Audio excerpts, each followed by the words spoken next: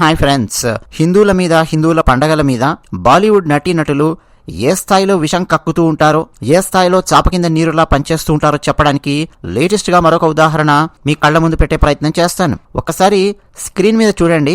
సోనాక్షి సిన్హా చాలా పెద్ద హీరోయిన్, దబంగ్ లాంటి సినిమాలలో నటించిన హీరోయిన్. శత్రుఘ్న సిన్హా కుమార్తె. ఆమె ప్రస్తుతం సిడ్నీకి వెళ్ళింది. ఆ మధ్య పెళ్లి చేసుకుందిలేండి. సరే, ఆమె పెళ్లిని కూడా లవ్ బిహాద్ అని చెప్పి కూడా చాలా మంది కామెంట్ సెక్షన్ లో కామెంట్స్ రాశారు. మనం చూడొచ్చు. ఆమె ఒక ముస్లింని పెళ్లి చేసుకుంది. సరే, ఆమె ఎవరిని పెళ్లి చేసుకుంటే మనకెందుకు గానీ మొత్తానికి సిడ్నీకి వెళ్ళింది. వెళ్ళి అక్కడ న్యూ ఇయర్ వేడుకలలో భాగంగా ఫుల్ ఫైర్ వర్క్స్, క్రాకర్స్ అని కాలుస్తూ ఉంటారు. సిడ్నీ దీనికి పెట్టింది పేరు. ప్రపంచంలో మొట్టమొదటగా న్యూ ఇయర్ వేడుకలను సంబరంగా చేసే దేశం ఆస్ట్రేలియా దేశం. అందులో సిడ్నీలో జరిగే ఫైర్ క్రాకర్స్ చూడడానికి, ఫైర్ వర్క్స్ చూడడానికి చాలా మంది అక్కడికి వెళ్తూ ఉంటారు. అలాగే ఈమె భర్త కూడా అక్కడికి వెళ్ళారు. వీళ్ళిద్దరూ ముద్దులాడుకుంటూ ఆ వెనక వచ్చే ఫైర్ వర్క్స్ ను చూస్తూ ఎంజాయ్ చేస్తున్నారు. అంతవరకు ఓకే, ఆ ఫైర్ వర్క్స్ చూస్తున్నారు, ఓకే. కానీ అండి, ఇదే సోనాక్షి సిన్హా కొన్ని నెలల క్రితం దీపావళి పండగ సందర్భంగా పెట్టిన ట్వీట్ ఫుల్ గా ఇప్పుడు వైరల్ అయ్యింది. ఆమె దీపావళి సందర్భంగా పెట్టిన ట్వీట్ ఏంటి అన్నది ఒక్కసారి నేను మీకు స్క్రీన్ మీద చూపిస్తాను. అది కూడా మీరు చూడొచ్చు. ఏమి రాసింది ఆమె అంటే, ఆమె బాల్కనీలోనో పైన టెర్రస్ మీద నిలబడి ఒక వీడియో పోస్ట్ అలాగే ఫొటోస్ పెట్టి, దీపావళి ఫైర్ క్రాకర్స్ యొక్క ఫొటోస్ పెట్టి, ఈమె ఆ ట్వీట్ క్యాప్షన్ ఏం పెట్టిందంటే, this is what the air looks like. I want to ask all those people bursting crackers right now, are you all stupid or what అని చెప్పి 3 క్వశ్చన్ మార్క్స్ వేసింది. అంటే ఏంటి, ఒక్కసారి చూడండి, గాలి ఎలా కనిపిస్తోందో చూడండి, అంటే కాలుష్యంతో కనిపిస్తోంది అని చెప్పడం ఆమె ఉద్దేశం అనమాట. చూడండి, నేను ఈ ఫైర్ క్రాకర్స్ ని, అంటే ఈ టపాకాయలను కాల్చే వాళ్ళందరినీ ప్రశ్నిస్తూ ఉన్నాను. రైట్ నౌ, ఇప్పుడే ప్రశ్నిస్తూ ఉన్నాను. ఒకసారి చూడండి, మీరందరూ స్టూపిడ్సా ఏంటి, లేకపోతే ఇంకేంటి అని చెప్పి ప్రశ్నిస్తూ ప్రశ్నార్థకాల శరాలను సంధిస్తూ ఒక ట్వీట్ పెట్టింది. తన ఇన్స్టాగ్రామ్ పోస్ట్, అందులో కూడా మీరు చూడొచ్చు, ఇన్స్టాగ్రామ్ స్టోరీలో. సో ఎంత హిపోక్రసీ ఉందో మీరు గమనిస్తున్నారండి.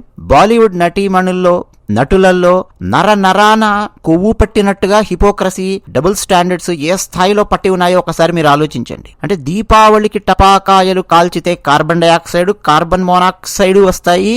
అదే న్యూ ఇయర్ కి టపాకాయలు కాల్చితే ఆ టపాకాయల నుంచి సుగంధము, ఆక్సిజను ఇవి బయటికి వస్తాయా? ఒకసారి ఆలోచించండి. అంటే ఏ స్థాయిలో బాలీవుడ్ నటులు మన భారతదేశంలో ఉన్నటువంటి ఈ సినిమా నటుల ఫ్యాన్స్ ను, ఆ పిచ్చి పెట్టినటువంటి ఫ్యాన్స్ ను ఏ స్థాయిలో వీళ్ళు చాలా తెలివిగా గైడ్ చేస్తుంటారో మీరు ఒకసారి చూడండి. ఇటువంటి నీచులకు పిచ్చి పెట్టినట్టు ఫ్యాన్స్ అండి. మన తెలుగులో అయితే ఇంక మనం చెప్పక్కర్లా, అస్సలు చెప్పక్కర్లేదు.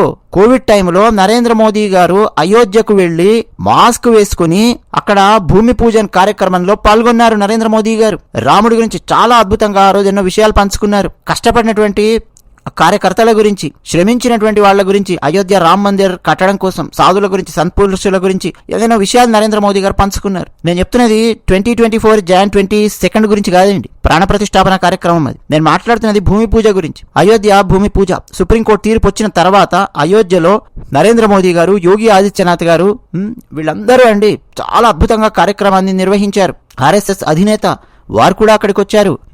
మరి అలా అద్భుతంగా జరిగినటువంటి ఆ భూమి పూజన కార్యక్రమం రోజున ఎంతమంది సినిమా ఇండస్ట్రీలో ఉన్నటువంటి వాళ్ళు పోస్టులు పెట్టారో తమ ట్విట్టర్లలో ఒక్కసారి వెళ్ళి చెక్ చేయండి అయ్యా. మన తెలుగునాట ఉన్న సినిమా హీరోయిన్స్ లోపల, డైరెక్టర్స్ లోపల ఎంతమంది తమ ట్విట్టర్లో పోస్టులు పెట్టారని చెప్పి మీరు అనుకుంటున్నారు?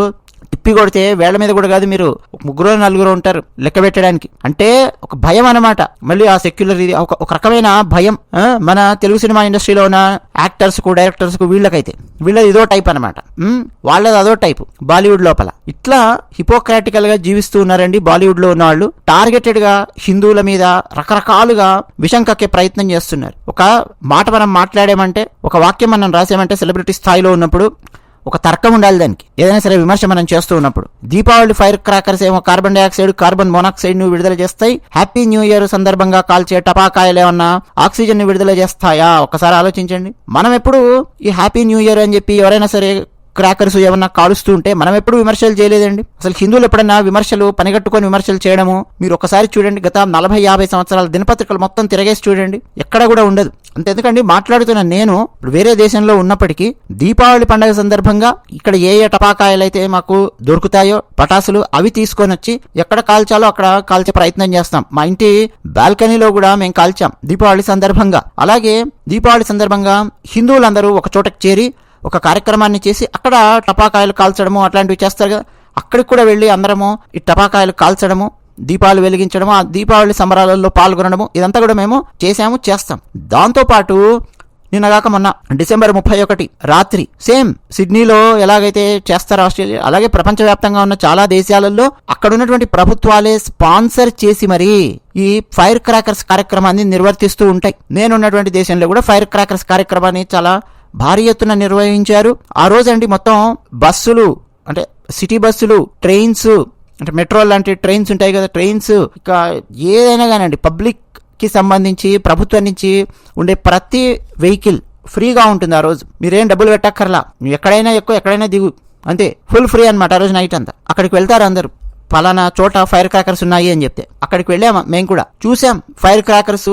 వీళ్ళు కూడా కాల్చారు, వాళ్ళ సంబరాలు వాళ్ళు చేసుకున్నారు, ఆనందించారు, ఎవరింటికి వాళ్ళు వెళ్ళిపోయారు. కానీ ఇక్కడ ఉన్నటువంటి వీళ్ళు ఏది వేరే దేశాల నుండి ఆ విదేశీయులు కూడా హిందువుల పండుగల మీద విషయం చిమ్మరు. హిందువులమైనటువంటి మేము ఈ దేశంలో మైనారిటీలుగా ఉన్నప్పటికీ ఎవడు కూడా హిందువుల పండుగల మీద విషం చిమ్మే సాహసం చెయ్యడు. విషం చిమ్మే సాహసం కనుక చేశారా దీపావళి మీద కానీ దేని మీద కానీ లెఫ్ట్ అండ్ రైట్ ఇస్తాం. ఎలా ఇవ్వాలో, ఏ ఫోరమ్స్ లో ఇవ్వాలో, ఎట్లా తీసుకెళ్లాలో కూడా మాకు తెలుసు, ఛానల్స్ ఏంటనేది ఇక్కడ. సో అసలు ఆ పని చేయరు ఎవరు.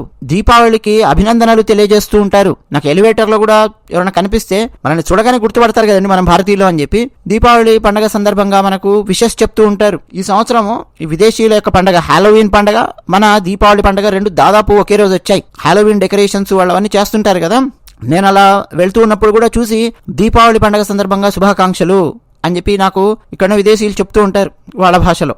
ఇదంతా అసలు పైత్యము మన బాలీవుడ్ లో ఉన్న వాళ్ళ దగ్గర, మన భారతదేశంలో ఎర్రచొక్కాగాళ్ళు చాప కింద నీరులాగా పనిచేస్తున్నటువంటి కొన్ని శక్తుల వల్ల తయారయ్యిందండి. ఎన్నో సంవత్సరాలుగా హిందువుల మీద, హిందువుల పండగల మీద, హిందువుల గ్రంథాల మీద, హిందువుల ఆచార వ్యవహారాల మీద విషం చిమ్మి వదలడం, రామాయణానికి వ్యతిరేకంగా పుస్తకాలు రాయడం, ఆ పుస్తకాలను తెలుగునాట రాయడం, మన తెలుగు వాళ్లలోనే ఎడిటర్స్ ఆ పుస్తకాలను ప్రచురించడం, ఆ పుస్తకాలను విరివిగా పంచడం, యూనివర్సిటీస్ లో స్టూడెంట్స్ చేతుల్లో రామాయణానికి వ్యతిరేకంగా రామాయణాన్ని, రాముని విమర్శిస్తూ రాసినటువంటి పుస్తకాలు యూనివర్సిటీలో విద్యార్థుల చేతుల్లో ఉండడం, ఎర్రచొక్కాగాళ్ల దొంగ తెలివితేటలండి. రకరకాల రూపాలలో దాడి అనేది ఉంటుంది హిందువుల మీద, హిందూ మతం మీద. ఒక పక్క మత మార్పిడి దాడులు ఉంటాయి, మరో పక్క ఈ దాడులు ఉంటాయి. సోనాక్షి సిన్హా అనే వ్యక్తి ఒక ఉదాహరణ. హిపోక్రసీ అనేది నేను మీకు చూపిస్తూ ఉన్నాను అంతే. ఇట్లా చాలా ఉన్నాయండి. ఇంకా ఎండగట్టవలసినటువంటి హిపోక్రసీలు చాలా ఉన్నాయి. మన తెలుగునాటైతే సినిమా యాక్టర్స్ మీద ఉన్నటువంటి పిచ్చి బూజు పట్టినట్టు పట్టుకుంది, తరతరాల బూజు పట్టినట్టు పట్టుకుంది మెదళ్లకు, ముఖ్యంగా యువత మెదళ్లకు పట్టుకుంది. దాని గనక వదిలించకపోతే అది చాలా ప్రమాదం. సినిమా యాక్టర్స్ తప్పులు చేసినా వాళ్లే కరెక్ట్ చేశారంటారు, నేరం చేసినా సినిమా యాక్టర్స్ ని వెనకేసుకొస్తారు. ఆ స్థాయిలో ఉంది మన తెలుగునాట. ఇంకేం చెప్పాలి అంటే ఆ స్థాయిలో ప్రభావాన్ని చూపిస్తున్నారు సినిమా యాక్టర్స్. వాళ్ళు ఏం చేస్తే అది కరెక్ట్, వాళ్ళు ఏం చెప్తే అది కరెక్ట్ అన్నటువంటి స్థాయి లోపలికి వెళ్ళిపోయారు. ఆ చెప్పే దాంట్లో పాయింట్ ఉందా లేదా అన్నది వినేది ఎప్పుడో వదిలేశారు చాలా మంది. అందుకనే అండి ఇంకా ఈ బాలీవుడ్ నటీమణులు, నటుల యొక్క ఆటలు, సినిమా ఇండస్ట్రీలో ఉన్నటువంటి నటుల, నటీమణుల యొక్క ఆటలు సమాజంలో ఇంకా చాలా సాగుతూ ఉన్నాయి.